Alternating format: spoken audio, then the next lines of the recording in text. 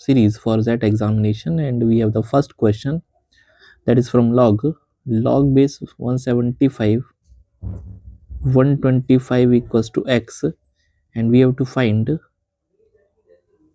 log base 35 343। तो यहाँ पे दोनों का बेस अलग अलग है, तो पहला टारगेट तो ये है कि सबका बेस सेम बना लेते हैं, राइट। तो बेस सेम बना लेते हैं।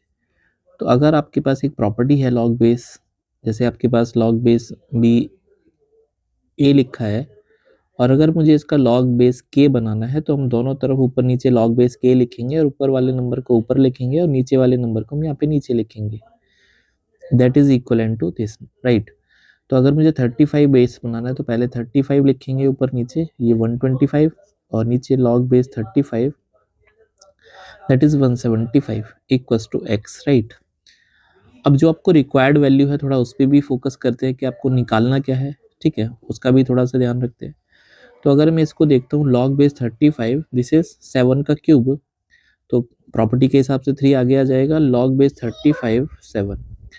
तो क्या मैं अगर इसको 7 को 35 में लिखना चाहूँ तो कैन आई राइट 35/5, 7 ही आता है, बिल्कुल सही बात है।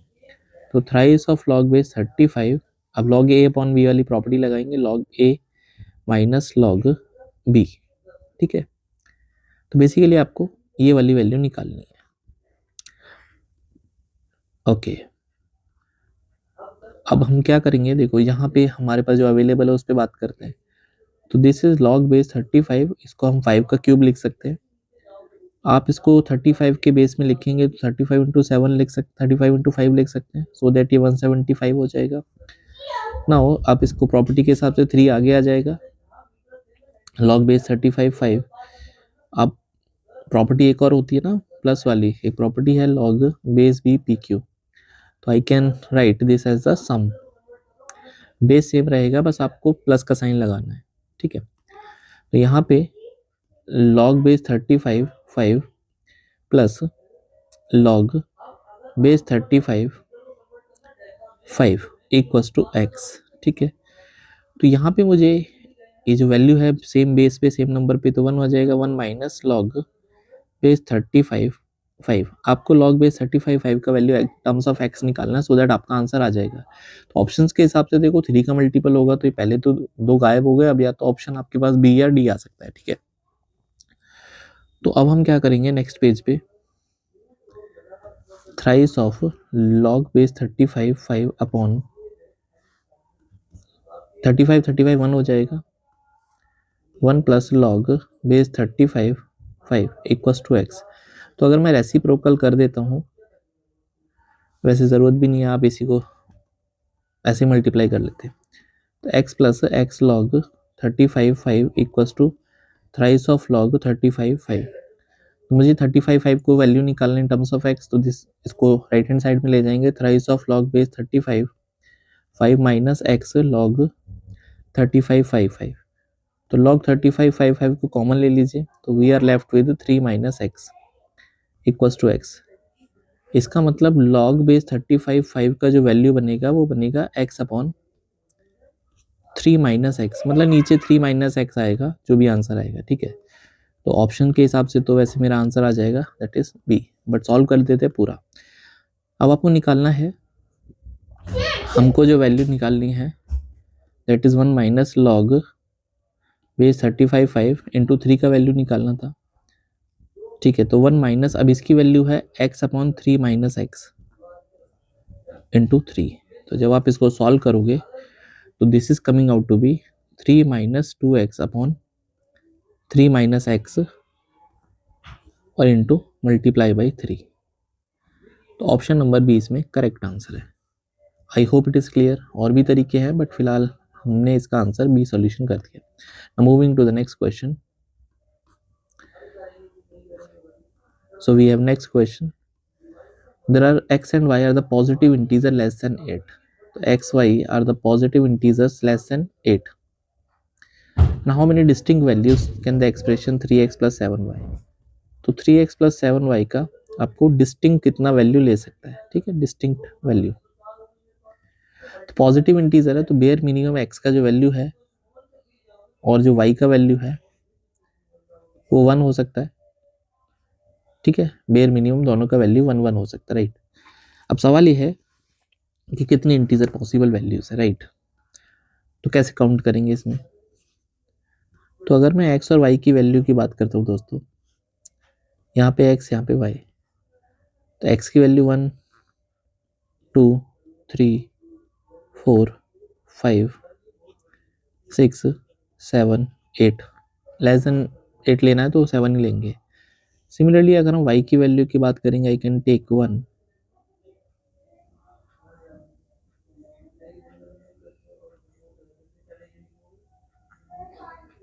I can take 2 also, then 3, then up to the like आपको लास्ट में यहाँ पे 7 मिल सकता है, राइट। सवाल ये है कि कितने डिस्टिंक्ट नंबर होंगे। अब सारे के सारे नंबर डिस्टिंक्ट होंगे, क्योंकि अगर मैं x की वैल्यू 1 रखता हूँ, y की वैल्यू 1 रखता हूँ, तो 3 इंटू 1 प्लस 7 इंटू 1, तो बेयर मिनिमम आपको 10 मिलने वाला है। और अगर मैं दोनों को 7 7 रख देता हूँ, तो 7 इंटू 7, तो ये बनेगा 70। तो आपको बेयर मिनिमम वैल्यू 10 मिलने वाली है और मैक्सिमम वैल्यू 70 मिलने वाली है। अब ये सारे डिस्टिंक्ट होंगे नहीं होंगे कैसे पता चलेगा? बिल्कुल, तो यहाँ पे अगर मैं x की वैल्यू को रखता हूँ 2 और y की वैल्यू को रखते हैं 1, तो 3 इंटू 2 प्लस y की वैल्यू 1 रखी आपने, दैट इज 7 इंटू 1, तो ये बनेगा 13। तो ये वैल्यू 13, ये 16, फिर 19 22 25 28। सिमिलरली अगर हम नीचे वाली वैल्यू को देखेंगे, x की वैल्यू 1 है और y की वैल्यू 2 है, तो 3 इंटू 1 प्लस 7 इंटू 2, तो ये बनेगा 17। तो 7 7 के इंटरवल पे जाएगा, 7 10 17 24 एंड करते करते आपके पास जाएगा। नेक्स्ट नंबर यहाँ पे 20 आएगा, फिर 23 आएगा, 26, देन 26 के बाद 7 बढ़ेंगे तो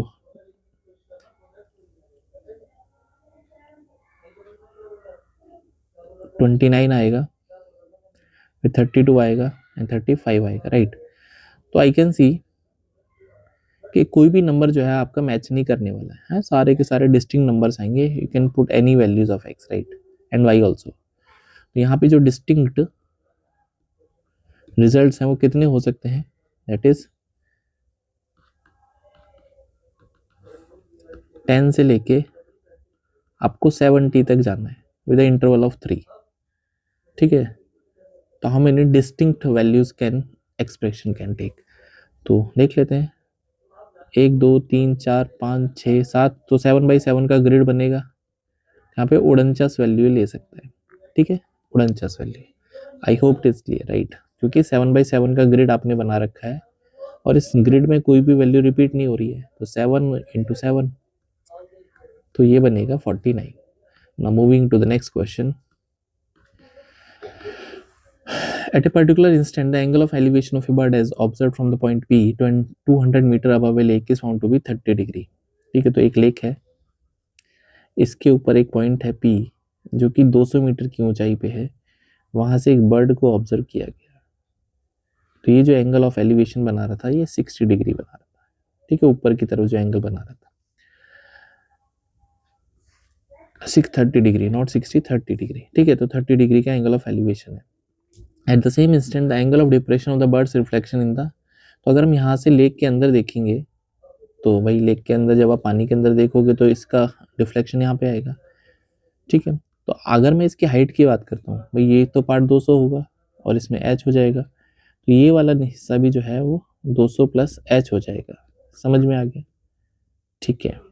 तो यहाँ से डिप्रेशन अगर मैं देखता हूँ, तो ये इसका एंगल ऑफ डिप्रेशन बनेगा जो कि आपको 60 डिग्री बता रखा है, ठीक है। नाउ तो फाइंड द हाइट, आपको हाइट निकालना है, ठीक है, आपको हाइट निकालना है, क्लियर, आपको हाइट निकालना है। ये 90 डिग्री का एंगल बन गया, मतलब है ना, ये जो 60 प्लस 30 90 बन जाएगा। तो एक चीज़ आपको पता होना चाहिए राइट एंगल ट्राइंगल में कि 30 अगर आपके पास एंगल है, अगर इसके सामने कोई भी वैल्यू h, तो इसका 30 के सामने h है, तो 60 जो बनेगा उसके सामने h√3 होगा, तो ये जो इसका बेस है वो h√3 हो जाएगा। और अगर मैं 60 वाले ट्राइंगल की बात करता हूँ कि 60 के सामने अगर कोई नंबर है ना, यहाँ पे 60 के सामने कोई भी नंबर है k, तो 30 के सामने k√3 होगा, k/√3 होगा, ठीक है, इसका रिवर्स हो जाएगा। तो अगर मैं नीचे वाले ट्राइंगल में देखता हूँ, तो 30 के सामने आपको मिल रहा है h√3, 30 के सामने h√3, तो फिर 60 के सामने कितना मिलना चाहिए, h√3 का भी √3 मल्टीप्लाई, तो मतलब थ्राइस ऑफ h। अब क्वेश्चन के अकॉर्डिंग थ्राइस ऑफ h की जो वैल्यू है दोस्तों इसको इक्वल है 200 प्लस h के, तो 2h का वैल्यू 400 हो जाएगा, तो h का वैल्यू 200 आ जाएगा, तो 200 ही सवाल का राइट आंसर है। आपसे पूछा था find the height eight which the above the lake, ठीक है, तो अबव लेक कितना आंसर आएगा, बहुत सारे बच्चे इसमें गड़बड़ कर सकते हैं, तो अबव का लेक का मतलब हो जाएगा 200 प्लस h, तो h का वैल्यू 200 आ गया, तो 400 मीटर इसका राइट आंसर है। नेक्स्ट क्वेश्चन,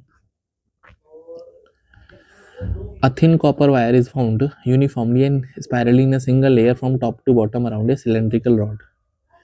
तो ऐसे एक सिलेंड्रिकल रॉड है, इस पे आपने कॉपर वायर को लपेटा, the circumference of the iron rod is 2 centimetre and height is 56, तो ये 56 सेंटीमीटर है और इसका जो सर्कमफेरेंस है दैट इज 2πr, वो आपको 2 सेंटीमीटर दे रखा है। If the number of turns in the spirally wound, तो नंबर ऑफ टर्न्स जो दे रखे हैं ऐसे, भाई आपने क्या किया, इसको ऐसे अगर हम इसमें वाउंड करेंगे इस तरह से वाउंड होता चला जाएगा वायर, तो जो नंबर ऑफ टर्न्स है वो दे रखे हैं 45। What is the length of the copper wire used, ठीक है, तो कॉपर वायर जो यूज हुआ उसका लेंथ आपको फाइंड आउट करना है। अच्छा क्वेश्चन है, तो एक चीज आपको समझना है यहाँ पर कि जो सिलेंडर बनता है, अगर मान लेते हैं आपके पास एक सिलेंडर है जिसका रेडियस r है और इसकी हाइट है h, तो जब आप इसको अनरोल करोगे तो वी हैव अ रेक्टेंगल जिसकी हाइट h रहेगी और ये जो बेस है इसका 2πr बनेगा। और अगर मैं इसके डायगोनल को ऐसे ज्वाइन करता हूँ, है ना, अगर मैं इसके डायगोनल को ऐसे ज्वाइन करता हूँ तो ये जो डायगोनल है ये रेक्टेंगल का भी डायगोनल बनेगा, तो ये लेंथ ऑफ 1 टर्न आ जाएगा, लेंथ ऑफ 1 टर्न। तो अगर मुझे लेंथ ऑफ 1 टर्न निकालना है तो मुझे अनरोल करके हाइट और 2πr का वैल्यू निकालना पड़ेगा, ठीक है, पाइथागोरस थ्योरम लगा देंगे, ये तो समझ में आता है, ठीक है। अब क्या करेंगे इस क्वेश्चन में, तो अगर मैं इसको अनरोल करता हूँ तो आपके पास इस तरह से एक कंडीशन हो जाएगी, तो नीचे वाला वैल्यू तो 2πr जो कि आपको दे रखा है 2 सेंटीमीटर। अब आप ये कह रहे हो यहाँ पर कि 25 नंबर ऑफ टर्न्स है और हाइट जो है वो 56 है, हाइट जो है वो 56 है, ठीक है, तो आपको तो क्या करना था, आपको एक टर्न का हाइट देखना है, क्योंकि हमने एक रोल लिया था, ऐसा एक रोल, तो एक रोल की हाइट कितनी होगी, है ना, तो अगर मैं एक रोल की हाइट देखूंगा, जैसे आपने एक टर्न बनाया तो उसकी हाइट कितनी होगी, तो ये तो 2 है, ये कितना होगा, ठीक है, इसकी हाइट, तो आप ये कह रहे हो in a single layer from top to bottom, ठीक है, एंड हाइट 56 दे रखी है, तो जो पर टन की हाइट बनेगी 56 डिवाइडेड बाई 45, 56 डिवाइड बाई 45, क्यों, क्योंकि एक टर्न में आपको भाई 56 आपके पास हाइट है और एक अपने नंबर ऑफ टर्न्स 45 है ना भाई, ऐसे ऐसे, तो आप जो नंबर ऑफ टर्न्स बता रहे हो 45 और जो टोटल हाइट है वो 56 है, तो एक स्पेस की जो हाइट बनेगी वो बनेगी 56/45, तो आपके पास यहाँ से आपका लेंथ ऑफ 1 टर्न आ जाएगा, ठीक है, तो लेंथ ऑफ वन टर्न कैसे निकालेंगे, दैट इज 2 का स्क्वायर प्लस 56 और 45 का होल स्क्वायर, ठीक है। तो नाउ इसमें हम 1 टर्न का लेंथ कैसे निकालेंगे, Pythagoras theorem L equals to this is 2 का स्क्वायर 4 प्लस 56 का स्क्वायर कितना होगा, 6 36, 6 पंजे 30, 3 33, 2836 अपॉन और 45 का स्क्वायर कितना होगा 2025, ठीक है भाई, 56 का स्क्वायर कितना होगा, दैट इज 6 36, 3 6 पंजे 30 19 60, एक मिनट कुछ एरर हो गया आई थिंक, 56 के स्क्वायर में, तो 56 का स्क्वायर कितना होगा, दैट इज 6 36, 3 बचेगा, 6 पंजे 30 19 60, 3 63 और 25 पंजे 25, 5 पंजे 25 है 31, हाँ, तो 31 36 अपॉन 2025 या 45 का स्क्वायर इज 2025, तो जब आप इसको ऐड करोगे तो दिस विल बी 2025 इंटू 4, तो 8100 आ जाएगा ये, 8100 प्लस 3136 डिवाइड बाई 2025।